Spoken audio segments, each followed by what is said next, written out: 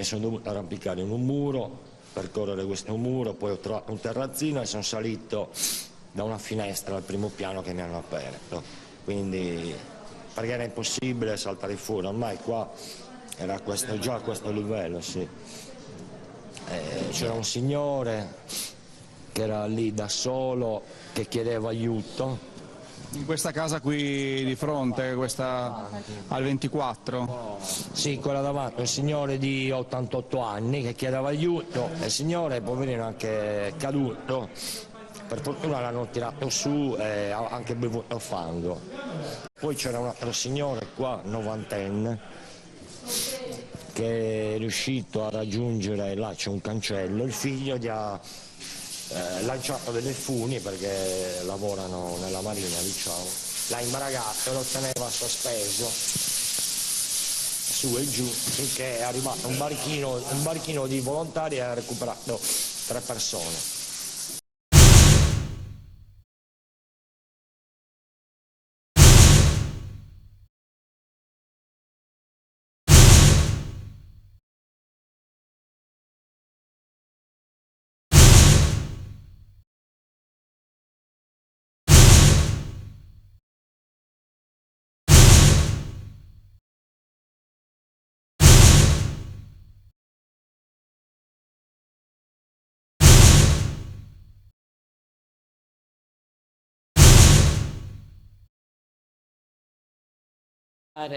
Tutti che urlavano. Che mio marito adesso è all'ospedale perché il braccio non si sa se è rotto o cos'ha.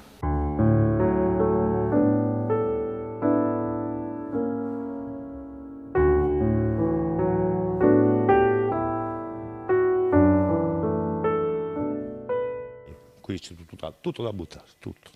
Devo chiudere l'attività, perché da qui non mi rialzo. Purtroppo ci sono dei morti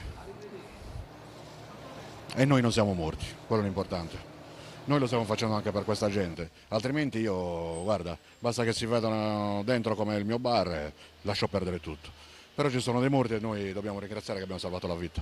A poche centinaia di metri, un'altra vita è stata spazzata via assieme al ponte che collegava via Tre Venezie con la zona ospedale. Un'altra vittima che si aggiunge al tragico elenco di chi non è riuscito a salvarsi nuotando, come è successo in via Campidano, o di chi, armato dalla disperazione, ha imbragato il proprio anziano padre al soffitto per evitare che l'acqua lo risucchiasse.